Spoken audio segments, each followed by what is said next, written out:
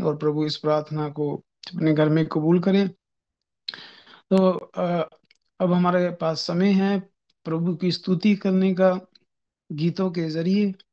और हम जानते हैं कि प्रभु अपने गीतों के जरिए प्रभु का आत्मा खुश होता है। जिस तरह दाऊद ने गीतों के जरिए प्रभु के आत्मा को खुश किया और बरकत ली। तो अब समय है गीतों का, और तकरीबन हम सभी के पास गीत होंगे, तो हम बारी बारी स्तुति करेंगे। और भाई हाँ जी भाई। लेखराज और सिस्टर रूथ है, के पास हमेशा गीत होता है और हर बार गाते हैं। हाँ जी भाई। प्रभु आशीष दे। भाई लेखराज सुन पा रहे हैं आप? हाँ जी भाई जी। जी जी।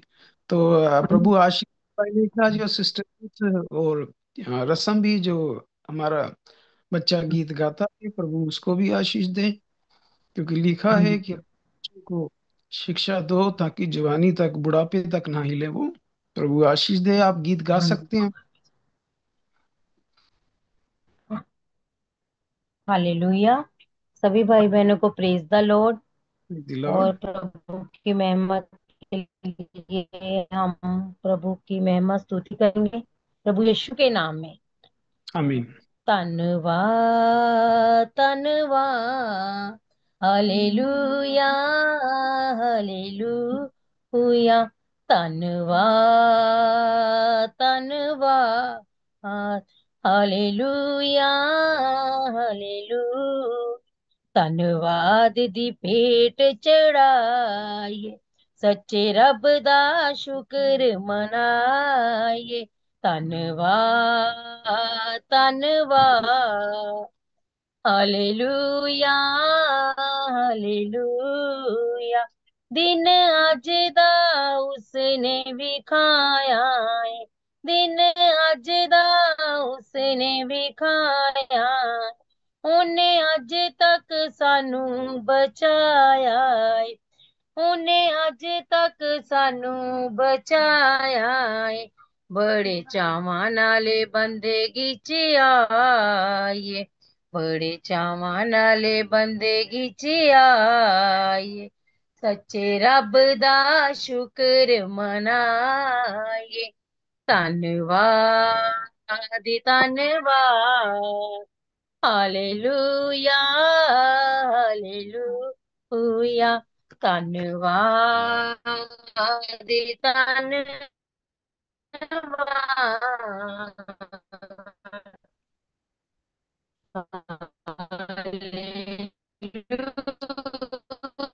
Hallelujah hallelujah. ਕਰ ਕੇ ਲੈਣੀ ਵਰੇ ਤੇ ਅਸਾਂ ਝੋਲੀ ਭਰ ਕੇ। ਉਹਦੇ ਦਾਰੇ ਤੂੰ ਕਦੇ ਨਾ ਖਾਲੀ ਜਾਈਏ, ਉਹਦੇ ਦਾਰੇ ਤੂੰ ਕਦੇ ਨਾ ਖਾਲੀ ਜਾਈਏ। ਸੱਚੇ ਰੱਬ ਦਾ ਸ਼ੁਕਰ ਮਨਾਈਏ। ਧੰਨਵਾਦ ਧੰਨਵਾਦ। Hallelujah hallelujah. ਧੰਨਵਾਦ ਧੰਨਵਾਦ। Hallelujah hallelujah. ਮੁੱਠੀ ਖੋਲ ਕੇ ਉਹ ਸਭ ਜੀਆਂ ਨੂੰ ਰਜਾਉਂਦਾ ਏ, ਮੁੱਠੀ ਖੋਲ ਕੇ ਉਹ ਸਭ ਜੀਵਾਂ ਨੂੰ ਰਜਾਉਂਦਾ ਏ। ਸੋਤੇ ਪੱਥਰਾਂ ਦੇ ਵਿੱਚ ਪਾਣੀ ਨੂੰ ਬਹਾਉਂਦਾ ਏ, ਸੋਤੇ ਪੱਥਰਾਂ ਦੇ ਵਿੱਚ ਪਾਣੀ ਨੂੰ ਬਹਾਉਂਦਾ ਏ। ਸੱਚੇ ਦਿਲ ਨਾਲ ਉਸ ਨੂੰ ਵਡਿਆਈ, ਸੱਚੇ ਦਿਲ ਨਾਲ ਉਸ ਨੂੰ ਵਡਿਆਈਏ। ਸੱਚੇ ਰੱਬ ਦਾ ਸ਼ੁਕਰ ਮਨਾਈਏ। ਧੰਨਵਾਦ ਧੰਨਵਾਦ। Hallelujah hallelujah. ਧੰਨਵਾਦ ਧੰਨਵਾਦ। Hallelujah hallelujah.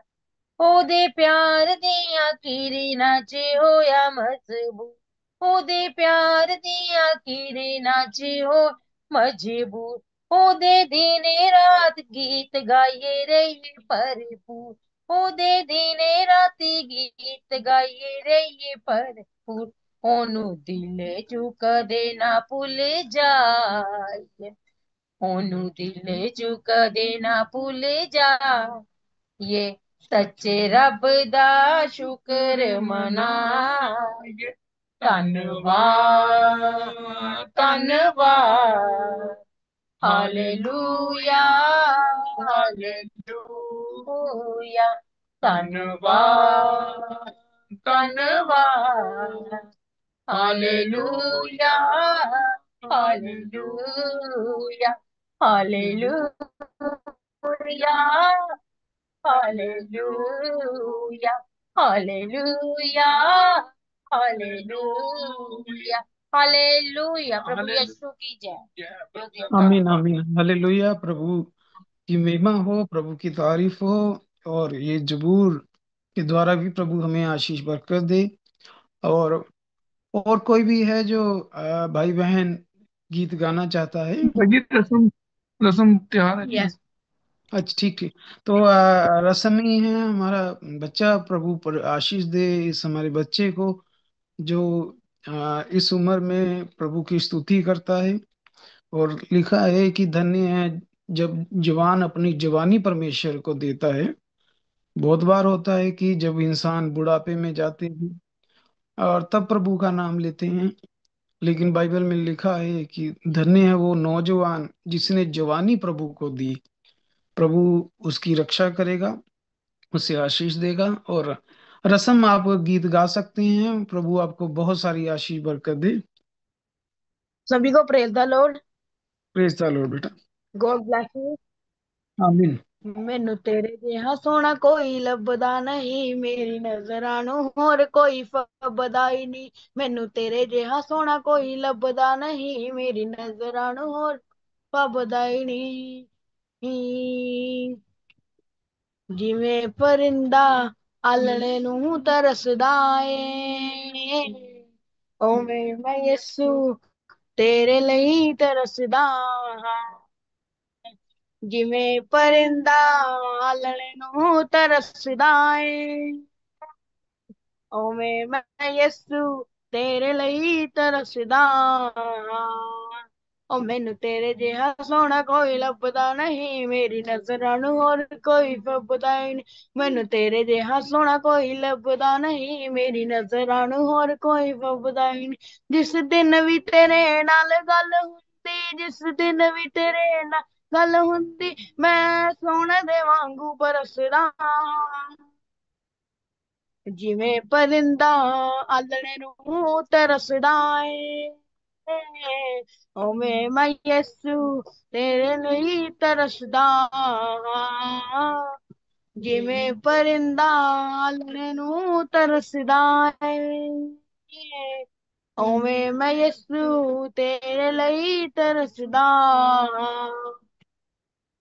ਖੰਡ ਦੇ ਨਾਲੋਂ ਸ਼ਹਿਦ ਦੇ ਨਾਲੋਂ ਮਿੱਠੀਆਂ ਤੇਰੀਆਂ ਗੱਲਾਂ ਨੇ, ਖੰਡ ਦੇ ਨਾਲੋਂ ਸ਼ਹਿਦ ਦੇ ਨਾਲੋਂ ਮਿੱਠੀਆਂ ਤੇਰੀਆਂ ਗੱਲਾਂ ਨੇ, ਗੁੜ ਨਾਲੋਂ ਗੁਲਕੰਦ ਦੇ ਨਾਲੋਂ ਮਿੱਠੀਆਂ ਤੇਰੀਆਂ ਗੱਲਾਂ ਨੇ, ਗੁੜ ਨਾਲੋਂ ਗੁਲਕੰਦ ਦੇ ਨਾਲੋਂ ਮਿੱਠੀਆਂ ਤੇਰੀਆਂ ਗੱਲਾਂ ਨੇ। ਉਹ ਮੈਨੂੰ ਸੁਣਨੇ ਨੂੰ ਮਿਲਦੀਆਂ ਰਹਿਣ ਸਦਾ, ਮੈਨੂੰ ਸੁਣਨੇ ਨੂੰ ਮਿਲਦੀਆਂ ਰਹਿਣ ਸਦਾ, ਮੈਂ ਇਹਨਾਂ ਲਈ ਤਰਸਦਾ ਹਾਂ। ਜਿਵੇਂ ਪਰਿੰਦਾ ਆਲਣੇ ਨੂੰ ਤਰਸਦਾ ਏ, ਉਵੇਂ ਮੈਂ ਯਿਸੂ ਤੇਰੇ ਲਈ ਤਰਸਦਾ ਹਾਂ।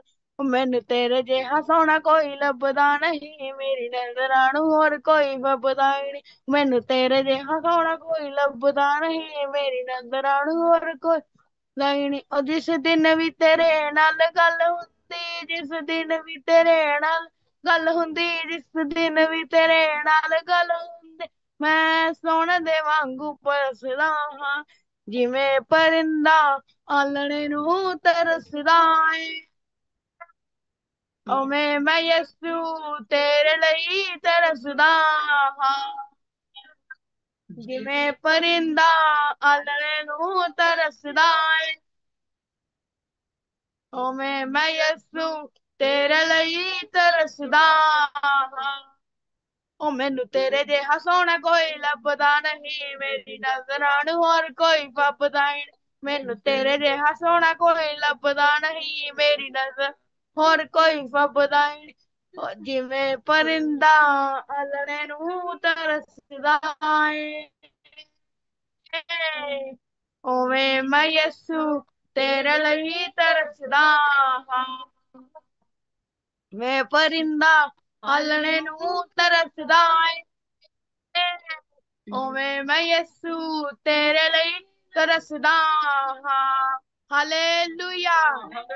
हालेलुया। प्रभु आशीष दे। रसम को गीत के लिए जो अच्छा गीत गाया है, बहुत अच्छा, प्रभु आशीष दे। और कोई भी भाई बहन है जो गीत गाना चाहता है तो वो गा सकता है। जय मसीह भाई जोशुआ, प्रभु आशीष दे। और प्रभु बहुत सारी आशीष दे इस जन्मदिन के लिए, जो प्रभु ने आपको पूरे साल पिछले संभाल के रखा और नया साल आया। क्योंकि अ, हम जानते हैं कि हमारा रचयिता, मनुष्य का रचयिता और हमारे प्राणों का रचयिता, बल्कि बाइबल में लिखा है कि मैं तो सारे प्राणियों के प्राणों का रचयिता हूँ। जितने में प्राण हैं, चाहे जानवर जिंदा हैं, हम इंसान हैं, हमारे प्राणों को प्रभु डिसाइड करता है कि कौन सा हम दिन देखेंगे, कितना दिन देखेंगे। तो प्रभु जब फैसला करता है हमें यहाँ जमीन पे रखना है, तो तभी हम एक नया साल देखते हैं, नया जन्मदिन देखते हैं। प्रभु को बाकियों से मतलब नहीं है।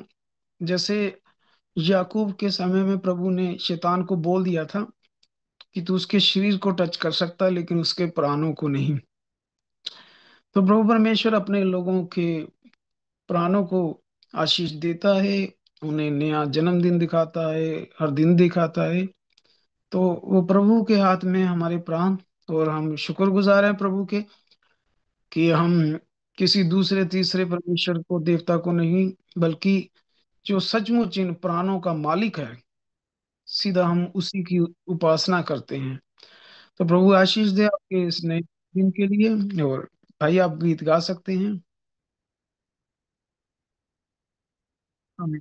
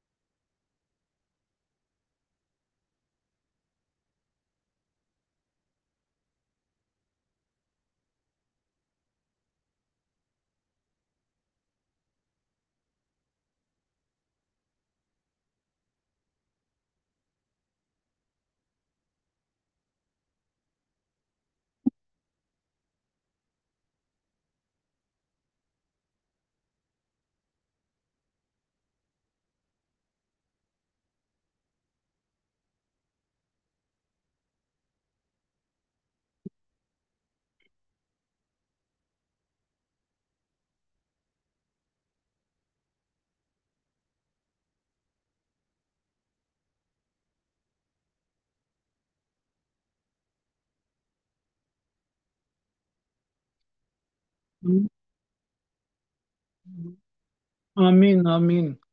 तन मन धन उसे दो, प्रभु आशीष दे। बहुत ही प्यारा गीत है।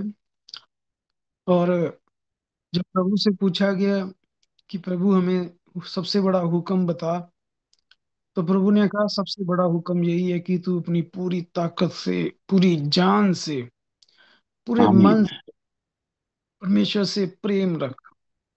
हम्म, ये नहीं कि 50%, 80%, 50% इस संसार से प्रेम, 50% प्रभु से प्रेम, 50% धन दौलत से प्रेम। जब हम 99% भी प्रभु को प्रेम करते हैं, 1% भी हम किसी लालच में फंस जाते हैं संसार के, तो वो मूर्ति पूजा होता है। लालच जो है वो पूरा मूर्ति पूजा के बराबर है। अगर हम 99% भी बहुत अच्छे मसीह हैं, बहुत गीत गाने वाले, बाइबल पढ़ने वाले, चर्च जाने वाले, बहुत अच्छी बात है।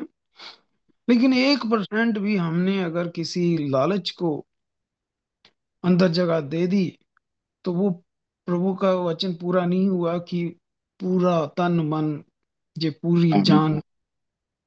पूरे का मतलब है 100% बस प्रभु को दे दो। यस। उसने कहा मुझे तुम्हारा ध्यान है, मुझे पता है तुम्हें क्या चाहिए, छत चाहिए, रोटी चाहिए, कपड़ा चाहिए, मुझे पता है, मुझे ध्यान है। और अगर तुमने कुछ संसारिक अच्छा किया है, पढ़ाई लिखाई की है, तो मुझे पता है कि मैंने कैसे तुम्हारा रास्ता बनाना है। जिस तरह हम बस प्रभु की सेवा करते रहे और अपना साथ साथ अपना संसारिक जॉब करते रहे, पढ़ाइयाँ करते रहे, तो प्रभु को पता था कि इनका भविष्य मैंने बेहतर कैसे करना है। संसारिक चीजें के पीछे नहीं भागे थे, हम सिर्फ प्रभु के पीछे भागते रहे। और प्रभु ने कहा ये तो चीजें मैं तुम्हारे पीछे लगा दूंगा। यस। तो हम गलती क्या कर जाते हैं कि प्रभु को भी मानते हैं, लेकिन उन संसारिक चीजें भी अंदर रखनी है। और कुछ तो हम, बहुत सारे फोन आते रहते हैं मुझे मसीहों के, पागल हो रखे हैं इधर आने के लिए, हमने बाहर जाना है। जब 4-6 साल, 2 साल एंड टाइम मैसेज में आए हैं हम, फोकस पूरा नहीं हुआ, तो छोड़ के चले गए। बैप्टिज्म भी लिया। तो यानी ये क्या हो गया, एक खुदा भी मान लिया आमीन है, एंड टाइम मैसेज भी मान लिया आमीन है, जी सच्चा है, बिल्कुल है। लेकिन जब फोकस पूरा नहीं हुआ तो चर्च छोड़ दिया। तो प्रभु पहले से ही हृदयों को जानता होता है। उसको पता है कि ये कितनी लंबी रेस का घोड़ा है। उसको सब पता होता है। हमें हमें तो लगता है कि ये इंसान बड़ा एक्साइटेड है, हालेलुया बोल रहा है, बड़ा सरगर्म है। प्रभु शरीरों को नहीं देखता, प्रभु दिलों को देख लेता है कि इसके अंदर अभी भी 1% कुछ और फोकस रखा हुआ है। तो इतने सारे चर्च बदले, लोग कहते हैं चलो एंड टाइम मैसेज में जाके देख लेते हैं, ये कहते हैं बड़ी सच्चाई है, इनकी दुआएं बड़ी सुनी जाती है, हमारा काम यहाँ हो जाएगा। पर साल के बाद होता नहीं है, फिर वापस वहीं घुस जाते हैं, यहाँ से निकले आते हैं।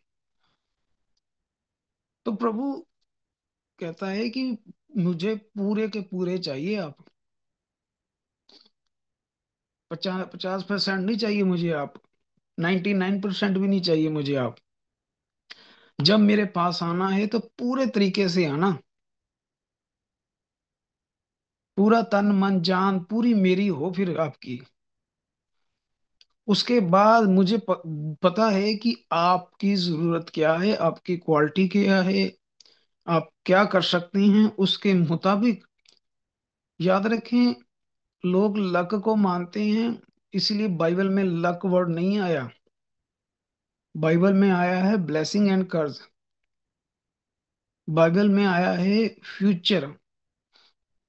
हम हम लोग कहते हैं हम फ्यूचर नहीं जानते, लेकिन हम वो लोग हैं जो फ्यूचर बनाता है, हम उसे जानते हैं। अब वो लोग सुनते हैं ना, हम नहीं भविष्य कहाँ जानते हैं, किस्मत में क्या। और हम तो भाई उसे जानते हैं जो किस्मतें बनाता है, फ्यूचर बनाता है।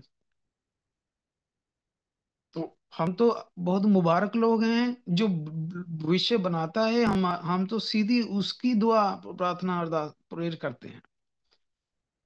तो वो कहता है ये चीजें पीछे लगा दूंगा, बस अपना तन मन सब कुछ मुझको दे दो।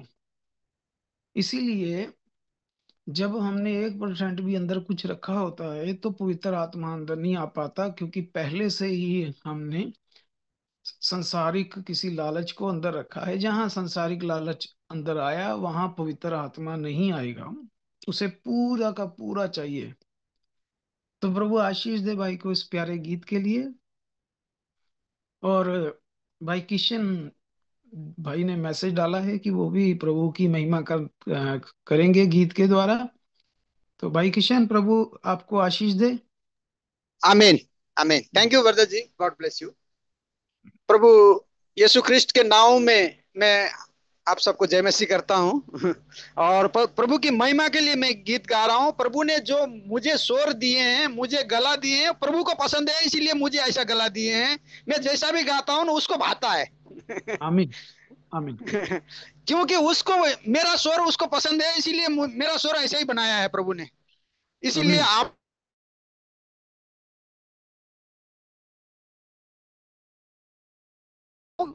क्योंकि मैं इसलिए गा रहा हूं कि प्रभु को पसंद है मेरा स्वर।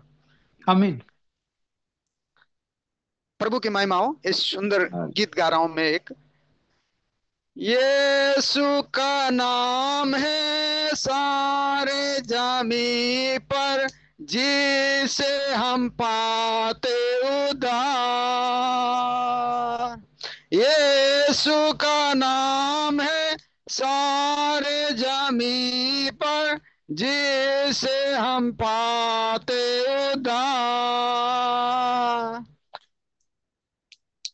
वो दुनिया में आया, लहू बहाया, फिदिया जमा को दिया। वो दुनिया में आया, लहू बहाया, फिदिया जहां को दिया। हमको बचाने, मुक्ति दिलाने, यीशु सलीब पर मुआ। हमको बचाने, मुक्ति दिलाने यीशु सलीब पर मुआ। यीशु का नाम है सारे जमी पर, जिसे हम पाते उद्धार। यीशु का नाम है सारे जमी पर, जिसे हम पाते उद्धार। आसमां के नीचे लोगों के बीच में कोई दूसरा नाम नहीं है। आसमां को नीचे लोगों के बीच में कोई दूसरा नाम नहीं है।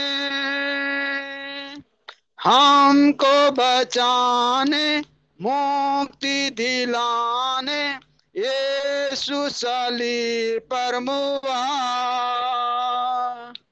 हमको बचाने मुक्ति दिलाने यीशु सलीब पर मुआ। यीशु का नाम है सारे जमी पर, जिसे हम पाते उद्धार। यीशु का नाम है सारे जमीन पर, जिसे हम पाते उद्धार। जो लावे ईमान यीशु के नाम पर, जिंदा हमेशा रहेगा। जो लावे ईमान यीशु के नाम पर, जिंदा हमेशा रहेगा।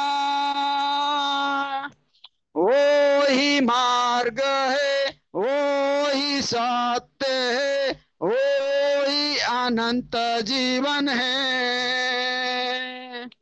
वो ही मार्ग है, वो ही सत्य है, वो ही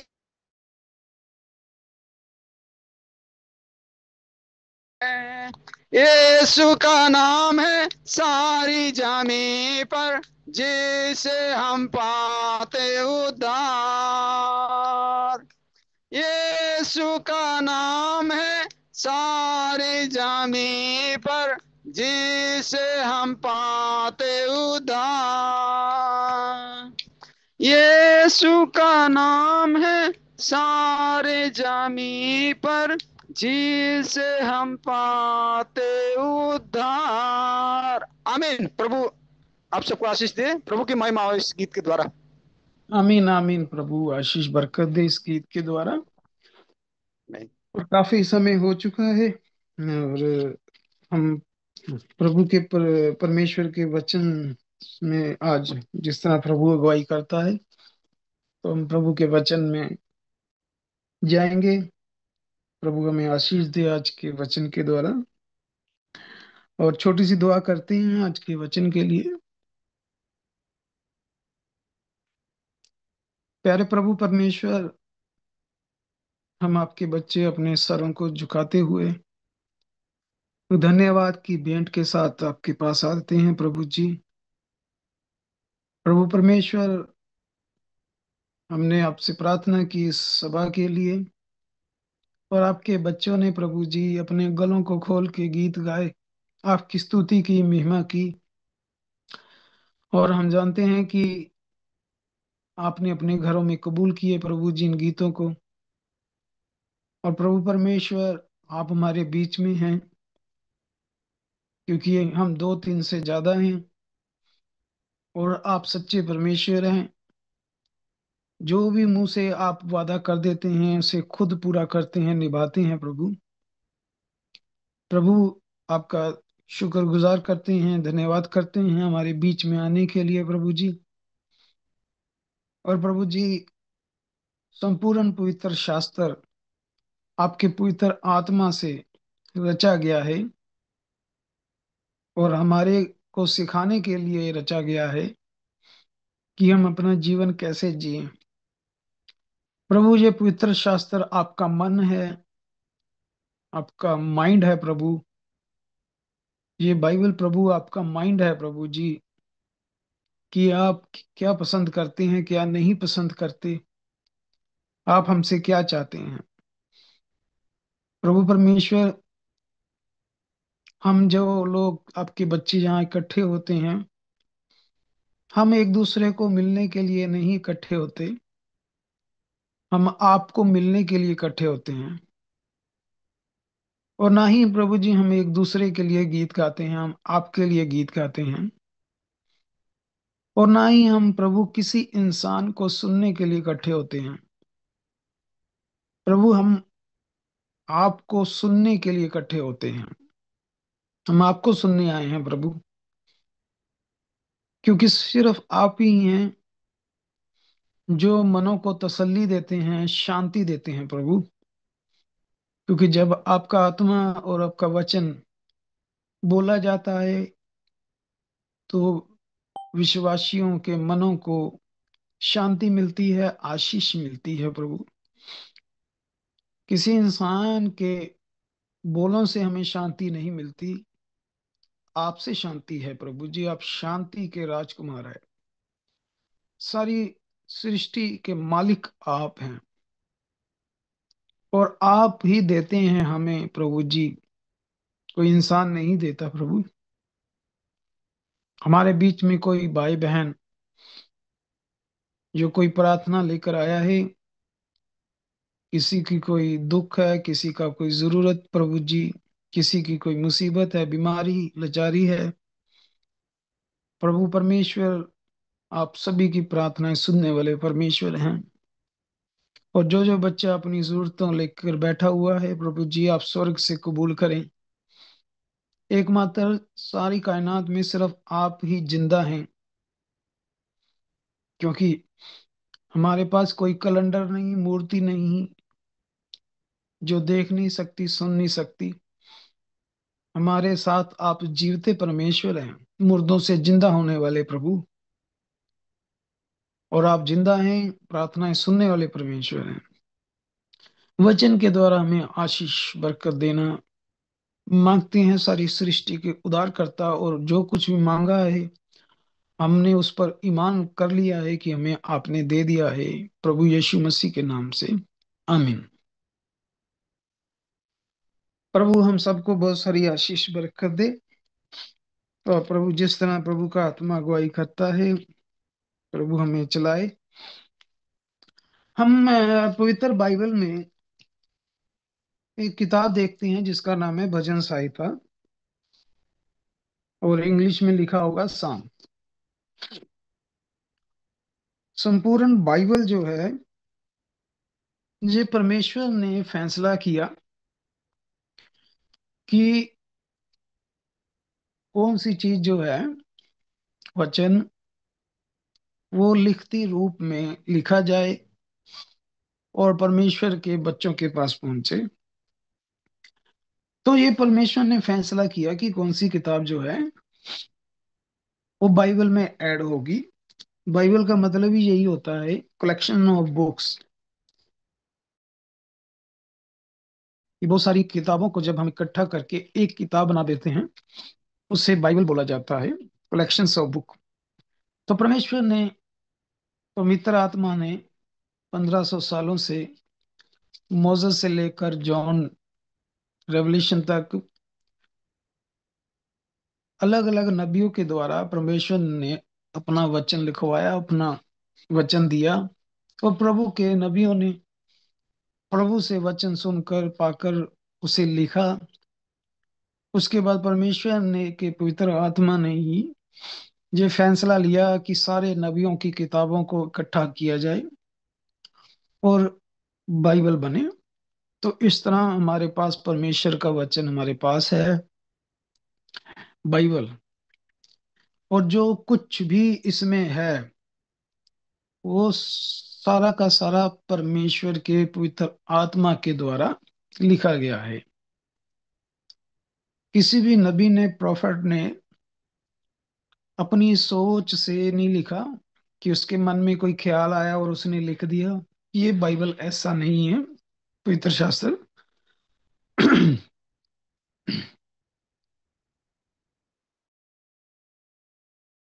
परमेश्वर के पवित्र आत्मा ने जो उन्हें लिखवाया उन्होंने लिख दिया। इसीलिए ये बाइबल परमेश्वर का वचन है, परमेश्वर का। इसलिए ये नहीं बोला जाता कि ये मूसा का वचन है, जहाँ यूहन्ना का या पुलूस का वचन है। ये बोला जाता है ये परमेश्वर का वचन है। उन्होंने लिखा, लिखवाने वाला पवित्र आत्मा। तो बाइबल में हमें एक किताब देखते हैं जिसका नाम है भजन संहिता, बुक ऑफ साम्स, जिसके तकरीबन 150 जो है अध्याय हैं, 150।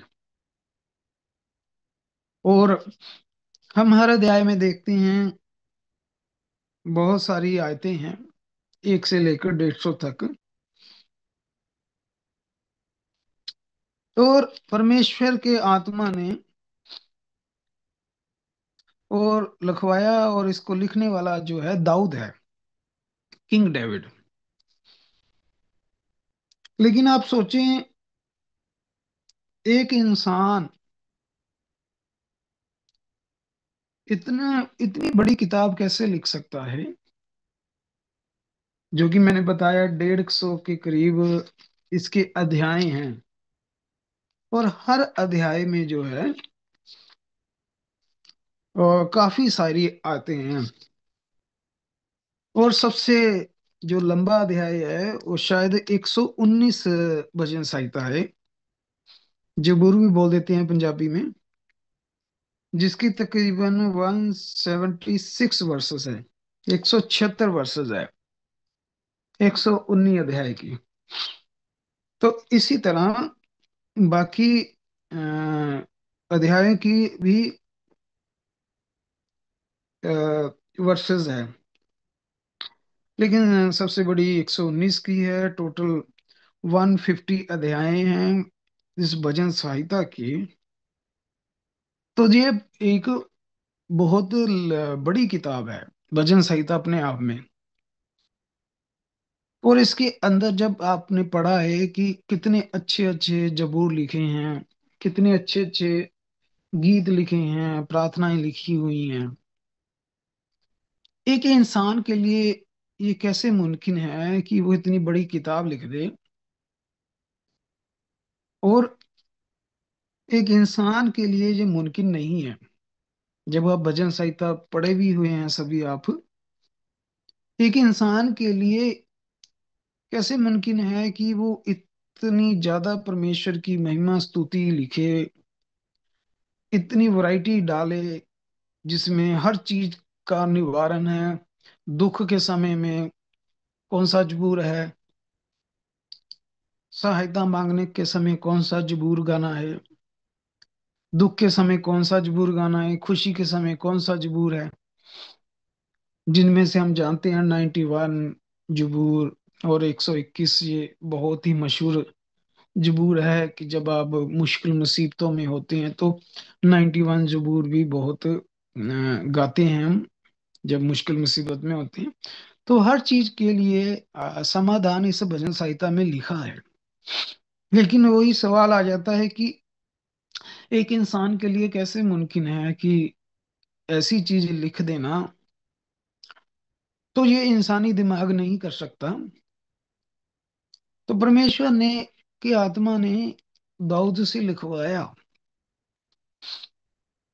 पर दाऊद ने कैसे लिखा? एक दिन में लिखा क्या? एक हफ्ते में लिखा था क्या? एक महीने में लिखा था दाऊद ने ये भजन संहिता?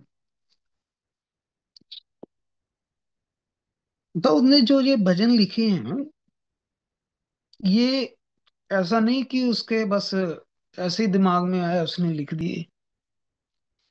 दाऊद का जो पर्सनल एक्सपीरियंस था परमेश्वर के साथ, मुश्किलों में, मुसीबतों में, तंगियों में, पाप में फंसने के बाद फंसना, और परमेश्वर से बरकत मिलना, परमेश्वर की ने दुआ सुनना, ये उसके साथ परमेश्वर के मल्टीपल एक्सपीरियंस थे दाऊद के। और और दाऊद क्या था कि जब भी वो किसी पोजीशन स्थिति से निकलता जहां उसका तजुर्बा परमेश्वर के साथ होता, तो परमेश्वर के आत्मा से भरकर वो जबूर लिखता था, गाता था। जैसे मैं आज थोड़ी सी आपको एग्जांपल दूंगा कि दाऊद ने ये भजन संहिता कैसे लिखी। एग्जाम्पल के तौर पर, जब आप भजन संहिता 7 पढ़ते हैं, भजन संहिता 7 पढ़े, है तो सारे के सारे भजन संहिता दाऊद के परमेश्वर के साथ पर्सनल एक्सपीरियंस पर बेस्ड है, लेकिन हम कुछ रेफरेंस लेंगे। अब देखिए भजन संहिता जो 7 आप देख रहे हैं, ये ये दाऊद ने ये भजन संहिता 7 का जो टॉपिक है, ये दाऊद को कैसे मिला। दाऊद को, अब दाऊद का जो भी परमेश्वर के साथ एक्सपीरियंस होता था, तो परमेश्वर उसे आशीष देता था। दाऊद को परमेश्वर ने मसा किया था, परमेश्वर ने चुना था, तो परमेश्वर दाऊद के जीवन में काम करता था। और जैसे जैसे दाऊद के साथ परमेश्वर काम करता था, तो दाऊद परमेश्वर के आत्मा से भरकर प्रभु के लिए गीत गाता था, जबूर गाता था, जो जो लिखे हैं भजन संहिता। अब जो ये 7 वाला आप टॉपिक देखेंगे, ये वो टॉपिक है जब दाऊद के पीछे शाऊल पड़ा गया था, कि शाऊल कह चाहता था कि दाऊद को मैं मार दूं। तो शाऊल दाऊद को जब मारना चाहता था, शाऊल दाऊद की जान का प्यासा था, और शाऊल दाऊद के पीछे पड़ा था। और शाऊल उस वक्त राजा था, उसके पास पावर थी, उसके पास सेना थी, उसके लिए कोई मुश्किल नहीं थी कि एक इजरायली को पकड़ के कत्ल कर देना, उसके लिए कोई मुश्किल चीज नहीं थी। एक राजा के लिए कोई मुश्किल नहीं है किसी एक बंदे को मारना। तो जब दाऊद को पता था कि शाऊल उसको मारना चाहता है, उसके पास पावर है, तो दाऊद ने उस वक्त क्या किया था, परमेश्वर से मदद मांगी कि परमेश्वर मुझे शाऊल से बचा, वो मेरी जान का प्यासा है। तो वो वाली कंडीशन में जब दाऊद ने आत्मा से भरकर प्रार्थना की, जहाँ जबूर गाया, तो ये भजन संहिता 7 का ये वो एक्सपीरियंस है। तो जब इसको पढ़ेंगे आप बाद में पूरा 7 अध्याय, तो आपको पता चल जाएगा कि दाऊद शाऊल से भाग रहा था। शाऊल के पास फौज थी बहुत बड़ी, और दाऊद को पता था कि अब उसे अगर कोई बचा सकता है शाऊल से, तो कोई मिनिस्टर नहीं, कोई दोस्त नहीं, कोई इंसान नहीं बचा सकता किंग राजे से, सिर्फ परमेश्वर बचा सकता है। तो उस वक्त उस कंडीशन में दाऊद ने आत्मा में भरकर जो प्रभु के लिए हेल्प मांगी, गीत के द्वारा, वो भजन संहिता 7 वाला इंसिडेंस है। तो दाऊद ने किस तरह भजन संहिता लिखी है, ये ऐसे हालातों में ऐसे लिखी थी। जब जब परमेश्वर पर उसको कोई हालात परमेश्वर से मदद मांगता या कुछ भी करता, तो वो जो जबूर थे, जो दुआ के रूप में परमेश्वर के पास पहुंचते थे।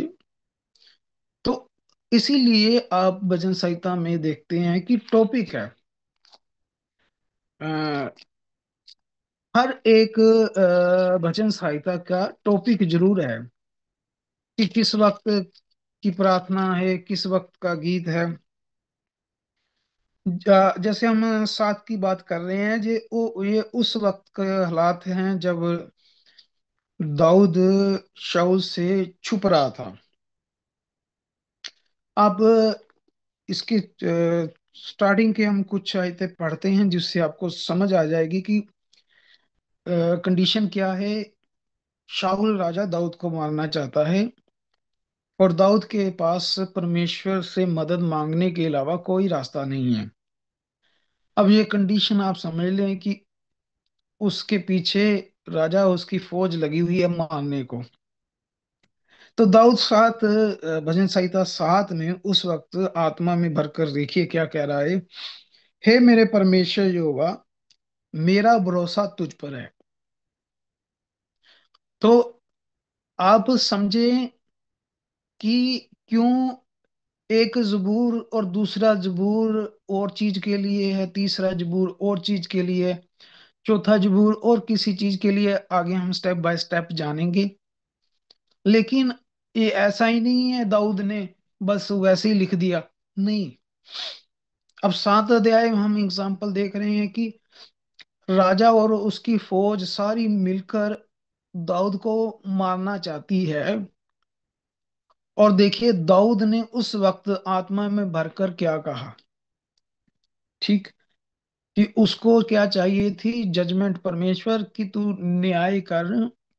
जो शाऊल है वो गलत कर रहा है, मैंने उसका कुछ नहीं बिगाड़ा, सिर्फ तूने मुझको चुना, मसा किया, वो इस बात पर जलन रखने लग गया है। तो वो भी किसी समय मसा ही था शाऊल भी।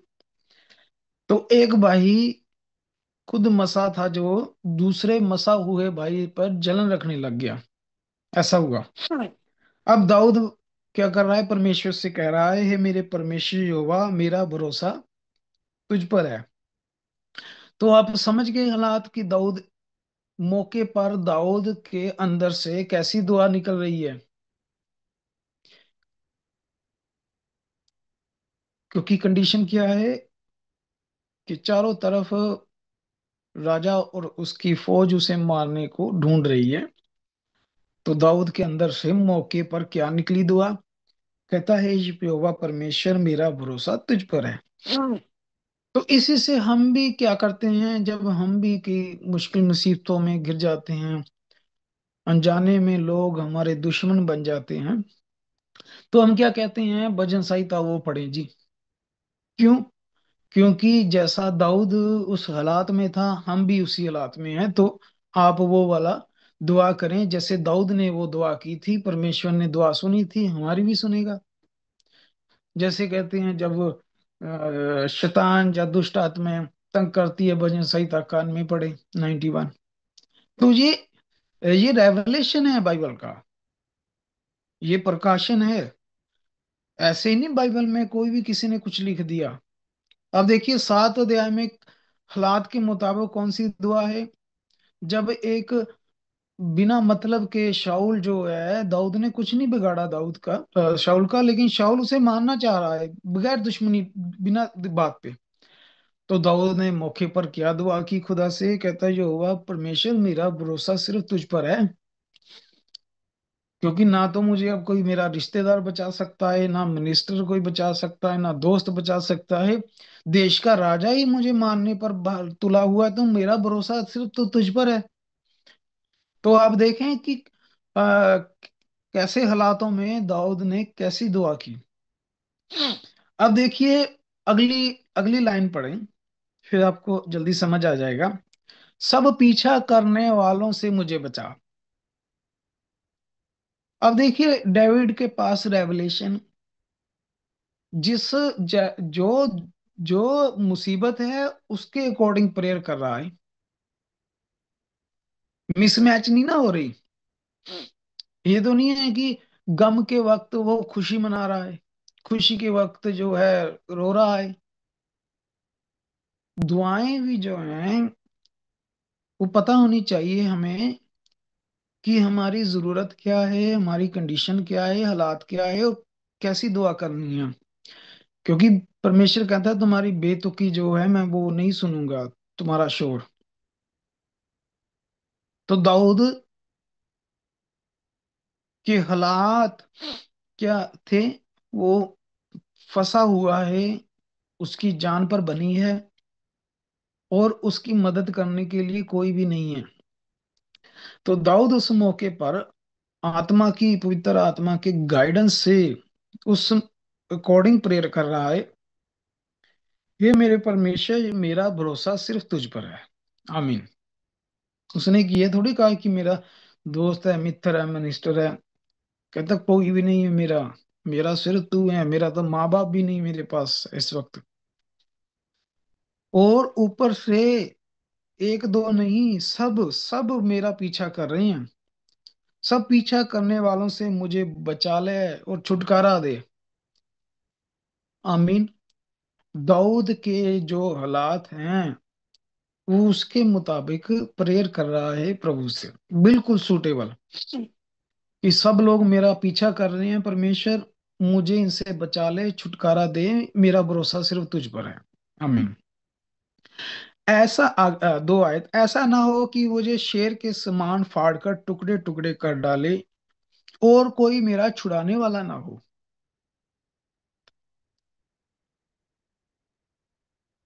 यदि मेरे हाथ से कोई पाप हुआ है, या मैंने कोई पाप किया है, या कुटिलता का काम किया है, यदि मैंने अपने मेल रखने वालों के साथ बुराई की है, यानी जो मेरे साथ सही हैं मैंने उनके साथ भी अगर मैंने बुराई की है, जब बिना कारण से मैं बैरी को लूटा, तो शत्रु मेरे प्राण का पीछा करके मुझे आ पकड़े। कहता अगर परमेश्वर सचमुच मैंने पाप किया, मैंने किसी से अच्छे भाई से बुरा किया, अच्छे खासे भाई बहन जो मेरे साथ सही थे मैंने उनके साथ बुरा किया, तो फिर मुझे वो आके पकड़ लें। अब देखिए दाऊद की प्रार्थना। कहता वो बिना कारण मेरे दुश्मन बने हुए हैं लोग, मुझे बचा ले, मेरा भरोसा तुझ पर है। अब देखिए, ये दाऊद प्रार्थना कर रहा है जब शाऊल उसके पीछे पड़ा है मारने को, और ये प्रभु से प्रार्थना कर रहा है। अब देखिए ऐसी प्रार्थना क्यों परमेश्वर दाऊद को प्रार्थना सुन लेता था, क्यों परमेश्वर कहता दाऊद मनपसंद बंदा है। क्योंकि दाऊद ने इसी तरह परमेश्वर के आत्मा को खुश किया था। तो ये भजन संहिता ऐसे लिखी हुई है, ये दाऊद का पर्सनल एक्सपीरियंस है परमेश्वर के साथ। वो दाऊद खुद उन हालातों से गुजरता था जो ये भजन संहिता लिखी हुई है। तो अगला मैं एक और अगली उदाहरण दे रहा हूं। जैसे भजन संहिता 18 में जाएं आप। भजन संहिता 18। अब देखिए यहाँ पर क्या है। जब आप देखते हैं दाऊद जो है चारों तरफ दुश्मनों से घिरा है। ये दूसरे सैमुअल 22 और एक और 51 निकालने की जरूरत नहीं, आप नोट कर सकते हैं। तो जब आप दूसरे सैमुअल 22 में पढ़ते हैं, तो वहां दाऊद जो है दुश्मनों से घिर जाता है। तो उस वक्त उसको पता है कि चारों तरफ से मैं दुश्मनों से घिरा हुआ हूं, तो मुझे क्या करना है इस वक्त। तो भजन संहिता 18 जो आप पढ़ते हैं, ये दाऊद ने उस वक्त की आत्मा से दुआ है। तो इसमें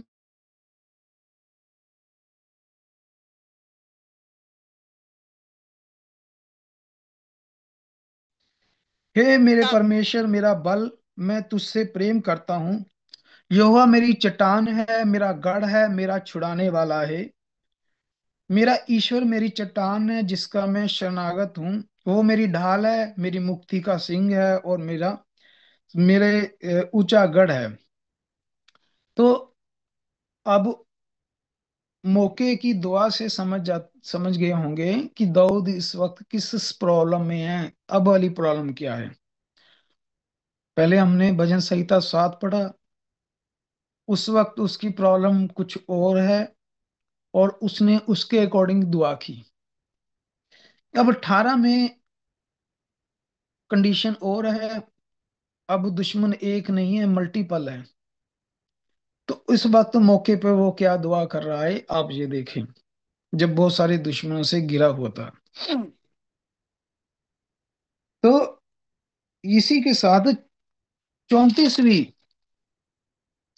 भजन संहिता, 34वीं, ये भी वही है जब दाऊद फिर मुश्किल मुसीबतों में दुश्मनों से घिरा हुआ है। तो ये भजन संहिता 34 जो है, उसके लिए उसने दुआ की हुई है कि प्रभु इस बार भी मुझे बचा, कि दुश्मनों ने मुझे चारों तरफ से घेर लिया है। अब एक उसने दुआ की है भजन संहिता 51, 51।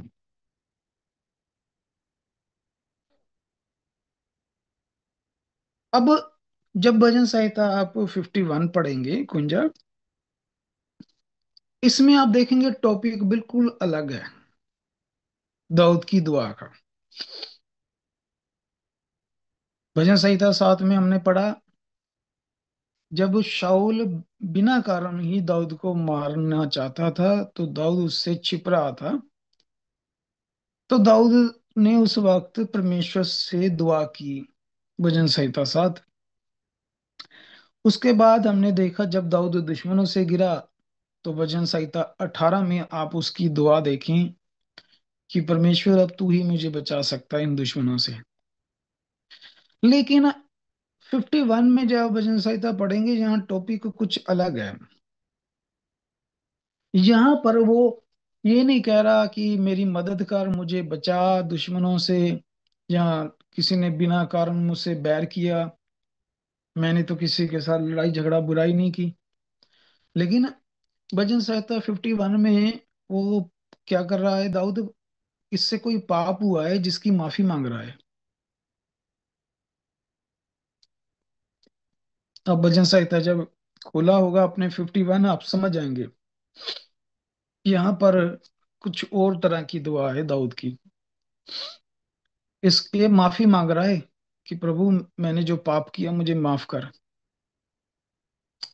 आप समझ गए ना क्यों भजन संहिता में हर एक दुआ अलग अलग है, हर टॉपिक की दुआ अलग अलग क्यों है भजन संहिता में। अब 51 वाली देखिए ना, 7 से मेल खाएगी ना 18 से मेल खाएगी। अब पढ़ लेते हैं, हम पढ़ते हैं भजन संहिता 51। हे परमेश्वर, अपनी करुणा के अनुसार मुझ पर अनुग्रह कर, अपनी बड़ी दया के अनुसार मेरे अपराधों को मिटा दे। आमीन। हम समझ गए होंगे सभी कि यहाँ पर दाऊद की दुआ थोड़ी अलग हो गई। दाऊद कह रहा है परमेश्वर अपनी बड़ी दया के कारण मेरे पापों को मिटा दे। यहाँ नहीं कह रहा दाऊद मेरी दुश्मनों से मदद कर, दुश्मनों ने मुझे घेर लिया है। तो इसका मतलब दाऊद के पास इतनी विजडम थी कि कौन से हालात है और क्या दुआ करनी है परमेश्वर से। मिसमैच नहीं हो रही, मिसमैच नहीं हो रही, जैसी जैसी कंडीशन है वो वैसी दुआ कर रहा है।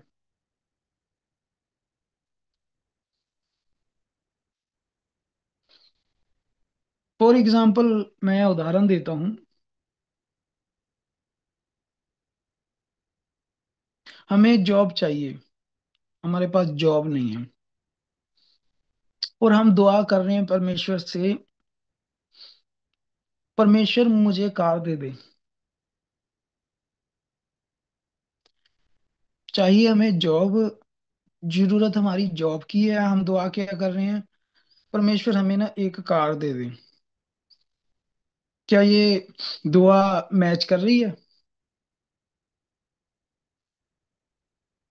परमेश्वर फिर सुनेगा ऐसी दुआ को कि तूने कार करनी क्या यार, जॉब तो तेरे पास है नहीं, कार में पेट्रोल कैसे डलवाएगा? कि पहले तुझे क्या चाहिए, जॉब, जब जॉब लग जाएगी जॉब से कार आएगी, कार से पेट्रोल आएगा। ये तो सही तरीका हो गया ना। यानी कार मांगने से अच्छा है हम क्या मांगे, परमेश्वर एक अच्छी जॉब दे दे जो सही लगे, जिसकी जरूरत है। आमीन। हम समझ रहे हैं सभी कि हमें पता होना चाहिए होश के साथ कि हम परमेश्वर से मांग क्या रहे हैं।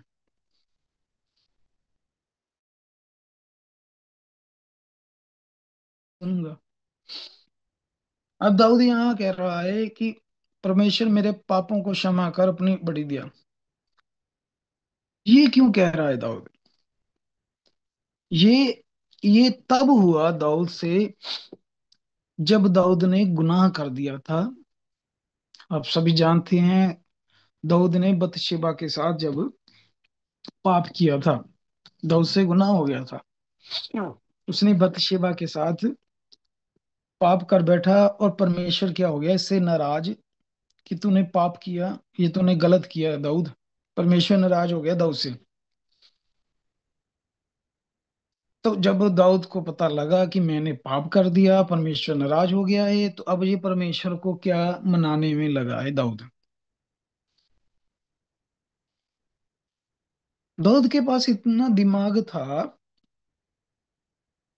कि हालात क्या हैं और दुआ कैसी करनी है, कितना दिमाग था। 51 में देखिए आप, दाऊद से हो गया है गुनाह, पाप हो गया है, परमेश्वर नाराज हो गया है। दाऊद परमेश्वर को मनाने में लगा है कि मेरे पापों को माफ कर। क्या दाऊद से परमेश्वर नाराज है तो दाऊद ये कह रहा है कि प्रभु मुझे दुश्मनों से बचा, मुझको बरकत दे, मुझे आशीष दे। परमेश्वर तो नाराज है उससे, वो ऐसी चीजें मांगेगा परमेश्वर से? ये गलती करते हैं हम विश्वासी, ये गलती करते हैं हम विश्वासी। परमेश्वर नाराज है, परमेश्वर नाराज है, लेकिन उसको पूरी डिमांड की एक चेक लिस्ट पकड़ा दी। परमेश्वर ये भी चाहिए, ये भी चाहिए, घर भी चाहिए, हमें पैसे भी चाहिए, जॉब भी चाहिए। परमेश्वर नाराज है? वो कोई लेना देना नहीं, परमेश्वर नाराज है। बस परमेश्वर हमें चीजें चाहिए। पहले परमेश्वर को मना तो ले। जब परमेश्वर ही नाराज है तो चीजें क्या मिलेंगी, बरकतें क्या मिलेंगी? तो दाऊद के पास ये दिमाग था, विश्वासी के पास, कि परमेश्वर नाराज है। सारा काम छोड़कर, बाकी सारी चीजें पीछे छोड़कर क्या कर रहे हैं, परमेश्वर को मनाएं। तो 51 में परमेश्वर नाराज हो चुका है दाऊद से, और दाऊद अब बैठ गया है दुआ में परमेश्वर को मनाने। किस तरह मना रहा है दाऊद परमेश्वर को? चले पढ़े। हे परमेश्वर, अपनी करुणा के अनुसार मुझ पर अनुग्रह कर, अपनी बड़ी दया के अनुसार मेरे अपराधों को मिटा दे। मुझे भली भांति धोकर मेरा पाप दूर कर, और मेरा पाप छुड़ाकर मुझे शुद्ध कर। मैं तो अपने अपराधों को जानता हूँ, मैं अपने पापों को जानता हूँ। मेरा पाप निरंतर मेरी दृष्टि में रहता है। ठीक है, दाऊद ने अपना पाप माना कि मैं पापी हूं, मैंने पाप किया। उससे पहले वो कह रहा था 18 में, अगर मैंने कोई पाप किया है तो दुश्मन मुझे पकड़ ले। 18 में तो नहीं वो कह रहा कि मैंने पाप किया। इससे पहले तो नहीं कह रहा वो कि मैंने पाप किया। लेकिन जब उसने किया, उसने कबूल किया कि मैंने पाप किया, मान लिया। एक विश्वासी जिद नहीं करता, बहस नहीं करता। एक विश्वासी उसी वक्त कबूल करता है कि मैंने पाप किया, मैं पापी हूं।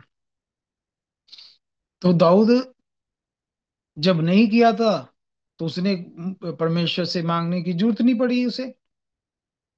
लेकिन जब हुआ तो उसने उसी वक्त अंगीकार किया कि प्रभु मुझसे पाप हो गया है, अब तू मेरे पापों को क्षमा कर, मेरे धो दे अपनी दया से, अपनी करुणा से। परमेश्वर तरस खा मुझ पर, मेरे पाप माफ कर।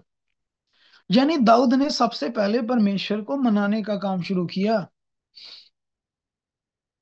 और हम लोग क्या करते हैं? अरे नाराज नूरोज देख लेंगे बाद में, पहले हमें हमारी चाहिए संसारिक बरकतें चाहिए। पर दाऊद के पास इतना दिमाग था कि उसको पता लग गया कि अब परमेश्वर नाराज है, मैंने गलती की है कोई।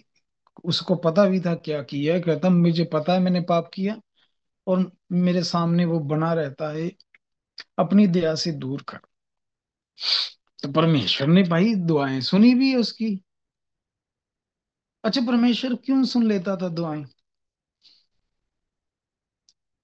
अब इसने पाप किया, बहुत बड़ा पाप किया, लेकिन फिर परमेश्वर ने इस पर तरस फिर खा लिया।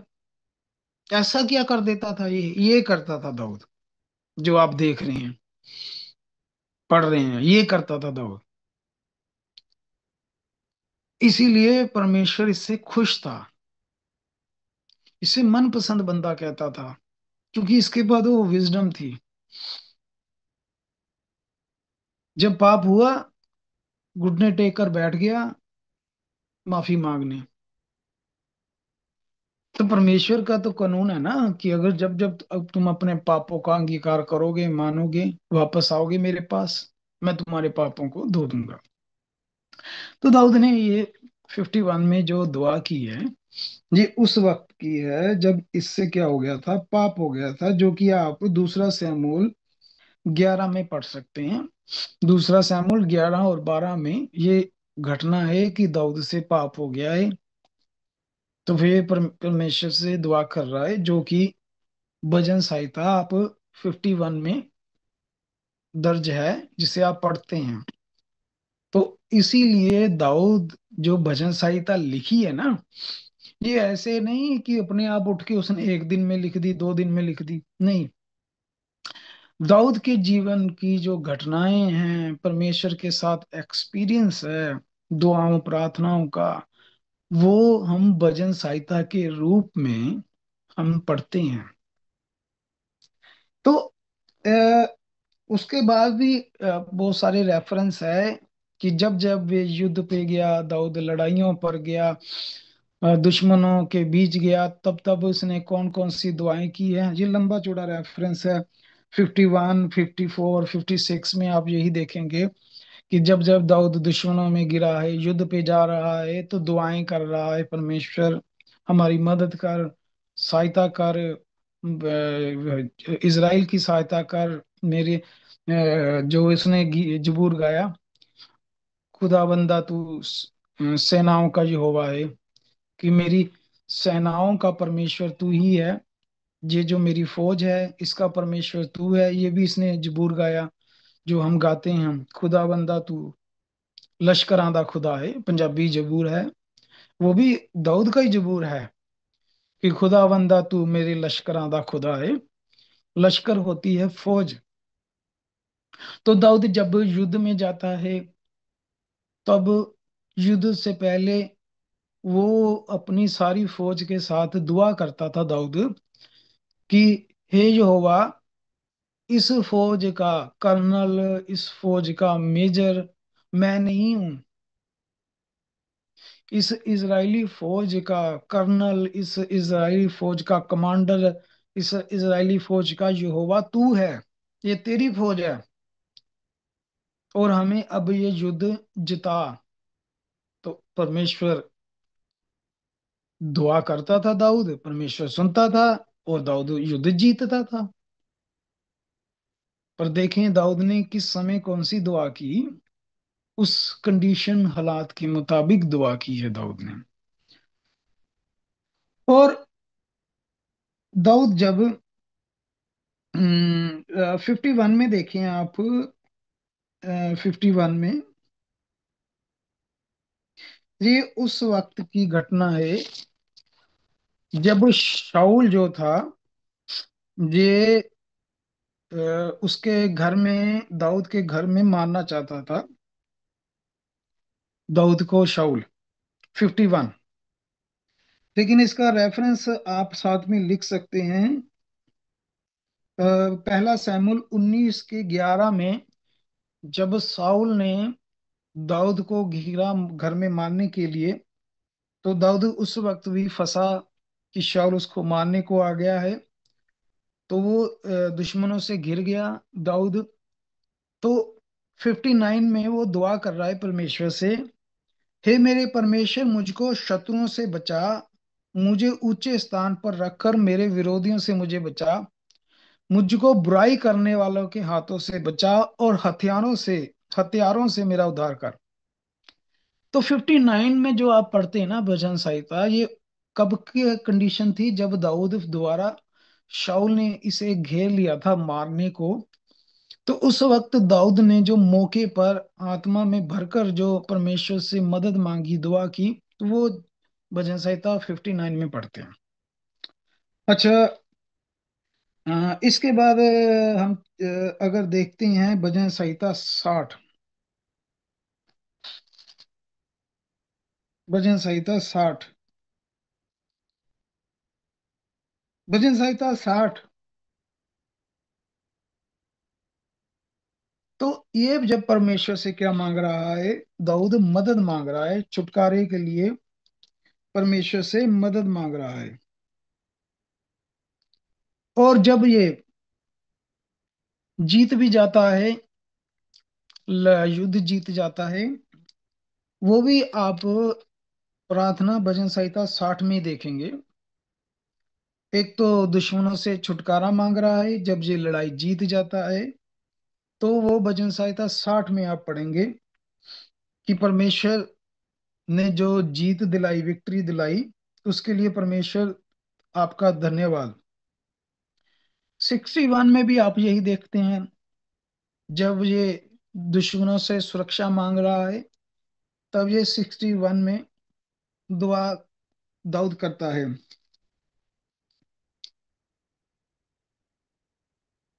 जब दाऊद का और शाऊल का एक गुफा में जब मुकाबला होता है आमने सामने, जब दाऊद और शाऊल एक दूसरे से मिलते हैं बाय फेस, पहला शमूएल 22 में की घटना ये। उस वक्त दाऊद ने क्या प्रार्थना की है? 142 जबूर में आप देखें कि अब वो शाऊल उसके सामने है, यानी दाऊद को शाऊल ने पकड़ लिया। तो दाऊद दुआ कर रहा है, मैं यहोवा की दुहाई देता हूँ, मैं यहोवा से गिड़गिड़ाता हूँ, मैं अपने शोक की बातें उसे खोल कर कहता हूँ, मैं अपना संकट उसके आगे प्रकट करता हूँ। जब मेरा आत्मा व्याकुल हो रहा था, तब तूने मेरी दशा को जानता था, जिस रास्ते से मैं जाने वाला था उन्होंने मेरे लिए फंदा लगाया। ये उस वक्त की प्रार्थना है जब दाऊद और शाऊल दोनों आमने सामने आ गए, शाऊल ने दाऊद को घेर लिया। तो उस वक्त 142 वाली जो प्रार्थना है ये दाऊद ने की थी। लेकिन जब ये दाऊद, शाऊल मारा जाता है, उसके बाद दाऊद परमेश्वर के आगे दुआएं करता है हर युद्ध के लिए, लड़ाई के वक्त परमेश्वर दाऊद को सारी लड़ाइयां जिताता है, सारे युद्ध जिताता है। तो दाऊद जब सारे युद्ध जीत जाता है, लड़ाइयां जीत जाता है, इसका राज्य पूरा सेटल हो जाता है, इजराइल जब ये फ्री हो जाता है हर चीज से, तब क्या कौन सी दुआ करता है ये? कब कौन सी दुआ की होगी इसने? ये दुआ की होगी, परमेश्वर मुझे छुटकारा दे दुश्मनों से, परमेश्वर मैंने पाप किया, मैंने मेरी को तरस खा। जब ये सारी लड़ाइयां जीत गया, दुश्मन इसने खत्म कर दिए, शांति से रह रहा है, तब ये प्रार्थना कर रहा है धन्यवाद की। इसलिए लिखा है, तुम में से जो कोई दुखी है वो प्रार्थना करे, अगर खुश है तो स्तुति के गीत गाए। तो 144 में आप जो देखेंगे, इस प्रार्थना के शब्द आप जब पढ़ेंगे तो आप देखेंगे कि सब्जेक्ट क्या है। मेन बात थी कि दाऊद की हर प्रार्थना का सब्जेक्ट क्या था। मेन बात ये है, सब्जेक्ट मिसमैच नहीं थे दाऊद के। दाऊद के पास ऐसी विजडम थी कि जो मौके पे कंडीशन होती थी उसके सब्जेक्ट मिसमैच नहीं थे। अब 144 वाली वो कंडीशन है जब दाऊद बिल्कुल फ्री है। दाऊद देखिए खुश है, दाऊद खुश है, अब आराम में है, फ्री है, ठीक है। दाऊद खुशी से कह रहा है, धन्य है यहोवा जो मेरी चट्टान है, वह मेरे हाथों को लड़ने और युद्ध करने के लिए तैयार करता है। वह मेरे लिए करुणादायी गढ़ है, ऊंचा स्थान है, छुड़ाने वाला है। वह मेरी ढाल है, वो मेरा शरण स्थान है। वह मनुष्य क्या है कि तू उसकी सुधि ले। तो देखिए अब वाली 144 वाली प्रार्थना में आप देखेंगे कि वो खुश है दाऊद, परमेश्वर की बड़ाई कर रहा है, परमेश्वर की तारीफ कर रहा है, स्तुति कर रहा है, क्योंकि इस वक्त कंडीशन क्या है कि अब वो फ्री है। तो ये है भजन संहिता। भजन संहिता दाऊद का पर्सनल एक्सपीरियंस है परमेश्वर के साथ। जब जब वो किसी किसी जिस हालातों में था, परमेश्वर के आत्मा में भरकर परमेश्वर की दी हुई विजडम से उसने उस कंडीशन के मुताबिक, उस सब्जेक्ट के मुताबिक परमेश्वर से दुआ की। परमेश्वर ने उसकी सारी दुआएं सुनी। जिस जिस सब्जेक्ट को लेकर दाऊद परमेश्वर के सामने गिड़गिड़ाया, परमेश्वर ने उसका वो सब्जेक्ट सुना और उसे आशीष दी। तो ये रेवलेशन है भजन संहिता का। अब देखिए कान में सब्जेक्ट देखिए कौन सा होता है, आप बाद में पढ़ लेना 121, उसमें भी और सब्जेक्ट है। तो कहने का मतलब है एक विश्वासी के पास इतनी विजडम होनी चाहिए कि क्या मांग क्या रहा है, वो उसके पास विजडम होनी चाहिए। क्या मांग क्या रहा है, तुम म- मांगो तो दिया जाएगा, जो कुछ भी ठीक है। लेकिन ये पूरा नहीं हुआ। प्रभु कहता तुम मांगते हो तुम्हें मिलता नहीं। पढ़ा हम सब ने, तुम मांगते हो पर मिलता नहीं, ये भी लिखा ही है। क्योंकि तुम उसको अपनी ऐश परस्ती में उड़ाना चाहती हो जो मांग रहे हो। लेकिन जब तुम परमेश्वर की इच्छा के अनुसार मांगते हो तो वह जरूर सुनता है। आमीन। तो विश्वासी के पास विजडम होनी चाहिए कि वो क्या सब्जेक्ट लेके जा रहा है परमेश्वर के सामने। उसका सब्जेक्ट जो है जेन्युइन है, कोई बेतुकी चीज तो नहीं मांग रहा। परमेश्वर नाराज है जी, हमारा जी वीजा नहीं लगता, परमेश्वर नाराज है जी, एंड टाइम मैसेज क्यों छोड़ दिया, वो हमारा काम नहीं हुआ जी, हम तो वापस जिस ट्रिनिटी से आए थे वापस चले गए। तो गीत जितने मर्जी गा लें, जितनी मर्जी छलांगे लगा लें, जब तक हमारे पास सही रेवलेशन नहीं है, उस रेवलेशन पर पूरी जान पूरी ताकत से आमीन नहीं है। प्रभु कहता करके देखो, ये संसारिक चीजें तुम्हारे पीछे लगा दूंगा। तो विश्वासी के पास विजडम होनी चाहिए, रेवलेशन होना चाहिए सही, कि वो किस चीज को लेकर परमेश्वर के सामने जा रहा है। तो प्रभु हमें आशीष बरकत दे इस छोटे से संदेश के द्वारा, हम सभी को बहुत सारी आशीष बरकत दे। और हम प्रार्थना करते हैं इस जो मीटिंग की क्लोजिंग की। और भाई किशन प्रभु आपको आशीष दे, आप इस क्लोजिंग प्रेयर को कर सकते हैं। आमीन। आमीन। Thank you brother, God bless you brother. प्रभु प्यारे भाई को, भाई जसविंदर जी को बहुत आशीष बरकत से भरे, प्रकाशन से भरे। भाई ने हमें प्रभु का महान कलाम और महान प्रकाशन बताया। आइए अब हम जब प्रभु की इतने महान वचन सुने हैं तो अब नम्र होकर के, जैसा कि दाऊद भी नम्र होकर के, हलीम होकर के और अपने आप को खाली करके प्रभु से विनती करता था, वैसे ही हम भी नम्र होकर के, दीन होकर के उसके समीप जाएं, जिससे कि हमारी भी दुआ कबूल हो। जैसा दाऊद का दुआ कबूल होता था, किस लिए कबूल होता था? इसलिए कि वो नम्र होकर के जाता था, विनम्र होकर के जाता था, आज्ञाकारी होकर के जाता था। वैसे ही हम भी जाएं। आइए सिरों को झुकाएं और प्रभु के समीप जाएं। आपने आपने जो भी विनती है वो प्रभु में रखें। मैं आपके साथ मैं भी विनती कर रहा हूं, प्रभु हमारे विनतियों को सुनेंगे। सुनने वाले प्रभु है हमारे प्रभु। आइए जो सुनने वाले प्रभु है उसके समीप जाएं हम। Hallelujah, hallelujah, hallelujah.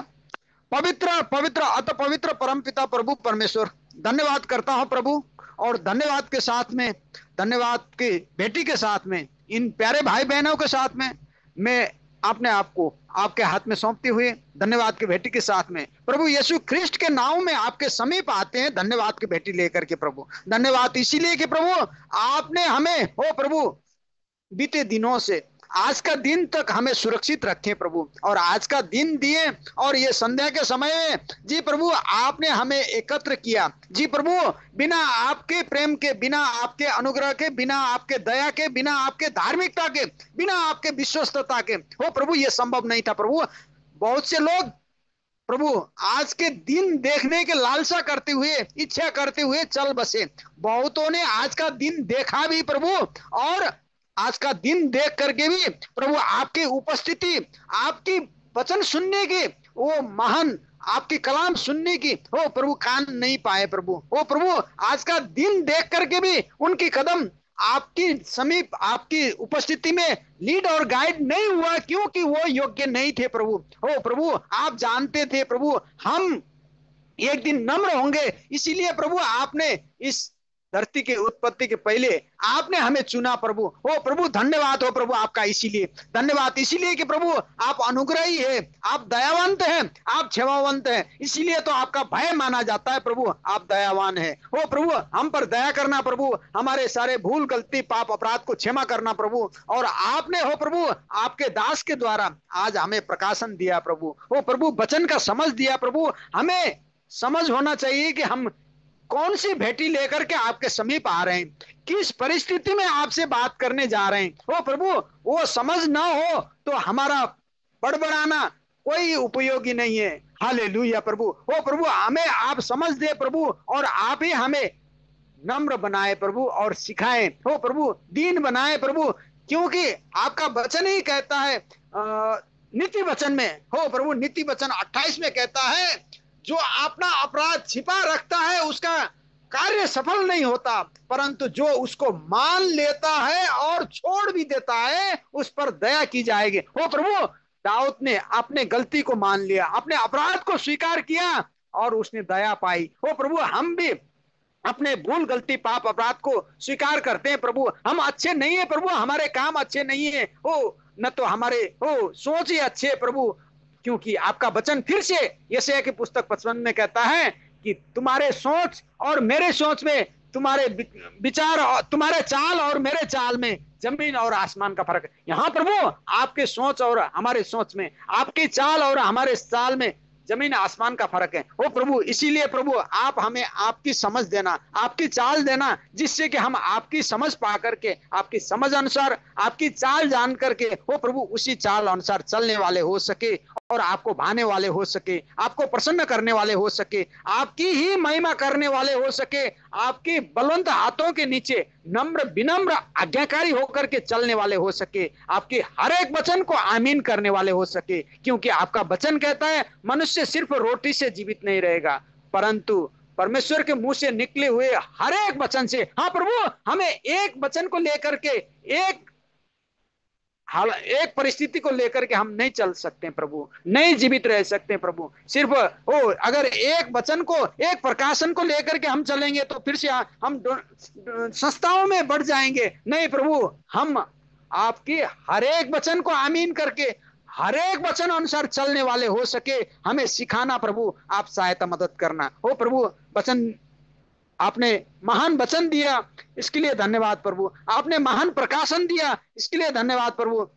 आपके दास को आपने इस्तेमाल किया, इसके लिए धन्यवाद प्रभु। प्यारे भाई को जो कि आपका सेवक है, हमारा प्यारा भाई जसविंदर, उनको आशीष से भर देना प्रभु, और समझ से और प्रकाशन से भर देना, जिससे कि वो भरी पूरी हो सके और हमें वो प्रभु वो लाभान्वित कर सके और हमें तृप्त कर सके। सहायता मदद करना। प्यारा भाई बुजुर्गी की हालत में भाई इमानुएल, ओ प्रभु आपके वचन के लिए हो प्रभु अर्मानिया में है प्रभु, भाई के साथ होना प्रभु, भाई के यात्रा में साथ होना प्रभु, ओ प्रभु उनकी वापसी में हो प्रभु सुरक्षित साथ आने में आप सहायता मदद करना। जी प्रभु, जिनके रखवाले आप हैं हो प्रभु, उनको कोई चिंता नहीं होती, पर आप ये भी चाहते हैं कि हम आपसे मांगे हो प्रभु, इसलिए विनती करते हैं प्रभु। ओ प्रभु सहायता मदद करना। ओ प्रभु इन सब सुनने वाले प्यारे भाई बहनों को आशीष देना, इनके घराने को आशीष देना प्रभु, और भर देना प्रभु आपके समझ से, आपके वचन से, आपके प्रकाशन से, और विशेष करके आपकी मर्जी को पूरा करने में, आपकी इच्छा मर्जी को पूरा करने में। वो प्रभु वचन फिर से कहता है, सिर्फ सुनने वाले ना बनो, सुन करके वचन पर चलने वाले बनो। अगर हम सिर्फ सुनने वाले होंगे तो हम अपने आप को धोखा देने वाले होंगे। वचन कहता है प्रभु हम सिर्फ सुनने वाले नहीं, सुनकर वचन पर चलने वाले हो सके आप सिखाना, सहायता मदद करना। हम नम्र होकर के, विनम्र होकर के, आज्ञाकारी होकर के चलने वाले हो सके आप सहायता मदद करना। हर एक चीजों में आपको ही महिमा मिले प्रभु अनुग्रह करना और हमें सहायता मदद करना, सिखाना प्रभु रहल समय आपके हाथ में सौंपता हूं। आगामी हमारे प्रोग्राम और प्लान्स आपके हाथ में सौंपता हूं प्रभु, जिससे कि हो प्रभु हम सफल हो सके। जब हमारी योजनाएं असफल होती प्रभु, जब हम अपने योजनाएं, हमारी कल्पनाएं आपके हाथ में सौंपते हैं, तो फिर वो आपकी हो जाती है और हम सफल हो जाते हैं प्रभु। अगर आपके आमद में देरी होता है तो फिर से हम एकत्र होकर के फिर आपको ही महिमा कर सके, आपको ही धन्यवाद करने वाले हो सके, आपको न भूलने वाले हो सके प्रभु। जैसा कि हमने शुरुआत में सुना प्रभु कि हम जब तक आपको संपूर्ण मन से, संपूर्ण समझ से, संपूर्ण शक्ति से आपको आराधना नहीं करते, आपकी स्तुति प्रशंसा नहीं करते, आपको धन्यवाद नहीं करते, तब तक आप प्रसन्न नहीं होते। जी प्रभु, ओ प्रभु होने देना प्रभु कि हम संपूर्ण मन से, संपूर्ण समझ से, संपूर्ण शक्ति से आपको ही भजने वाले, पूजने वाले, आराधना करने वाले, स्तुति करने वाले हो सके। हर एक चीज में आपको ही महिमा मिल सके, जिससे कि धन्यवाद करते हुए रहल समय आपके हाथ में सौंपते हुए, विशेष करके हो प्रभु हमारे मार्ग को आप, हमारे कदमों को आप लीड कर रहे हैं आपके मार्ग में, जिससे कि हम आपकी योजना में चल सके, आपके वचन में रह करके आपकी इच्छा मर्जी को पूरा कर सके।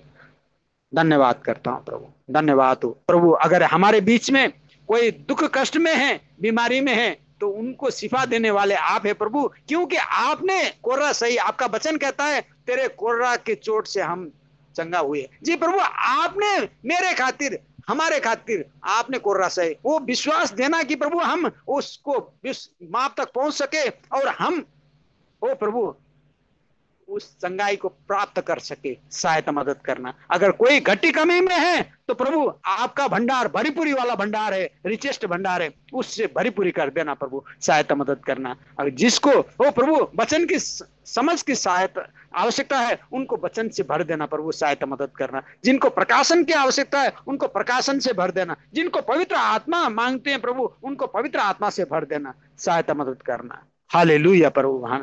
हो धन्यवाद करता हूं प्रभु, विशेष करके हमारे विश्वास को बढ़ाना प्रभु। आप धन्यवाद करता हूं प्रभु। हर एक चीज आपके हाथ में सौंपते हुए विशेष करके प्रार्थना की भेंट मांगता हूं प्यारे भाई जोशुआ के लिए। हो प्रभु जिनका आज हो प्रभु जन्मदिन है प्रभु, भाई को हो प्रभु आपने उनके जीवन में एक नया साल और थपा है प्रभु। हो प्रभु क्योंकि आप भाई को और भरना चाहते हैं प्रभु, भाई को और आपके मार्ग में आगे बढ़ाना चाहते हैं। सहायता मदद करना प्रभु। प्यारे भाई को आशीष से भर देना, उनके घराने को आशीष से भर देना, भाई के कामकाज में आशीष देना प्रभु।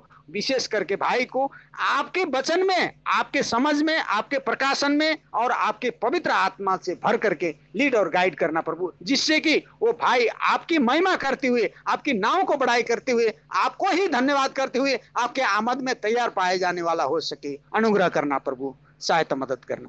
धन्यवाद करते हुए हर एक चीज आपके हाथ में सौंपते हुए प्रार्थना करता हूं प्यारे प्रभु यीशु ख्रिस्ट के पवित्र सर्वोच्च मीठी जलाली नाव में। आमीन। आमीन आमीन। प्रभु आशीष दे भाई किशन इस प्रार्थना के लिए। और हमारा प्रार्थना का समय पूरा होता है, हम एक दूसरे को दुआ सलाम कर सकते हैं। आमीन।